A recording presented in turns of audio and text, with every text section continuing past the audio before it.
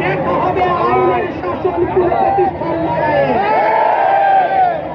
কিন্তু আবারও যদি কোনো অনাচার আমরা দেখি, আবারও যদি ভোটাধিকার নিয়ে ছিনিমিনি খেলা হয়, আবারও যদি রাজনৈতিক দলে কর্মকাণ্ড সীমিত করবার চক্রান্ত হয়, আমরা মানব না, আমরা মানব না, আমরা মানব না। প্রিয় সাথী সহযোগিতাবৃন্দ, আপনারা প্রতিকূলতাকে উপেক্ষা করে কারফিউ ভঙ্গ করে আমার যে সহযোগিতারা প্রতিদিন রাজপথে আলিঙ্গন করেছে, এক ক্ষুদ্র রাজনৈতিক কর্মী হিসেবে আপনাদের প্রতি আমার কৃতজ্ঞতা প্রকাশের কোনো ভাষা নেই। যে কৃতজ্ঞতার ঋণে আমাকে আবদ্ধ করেছেন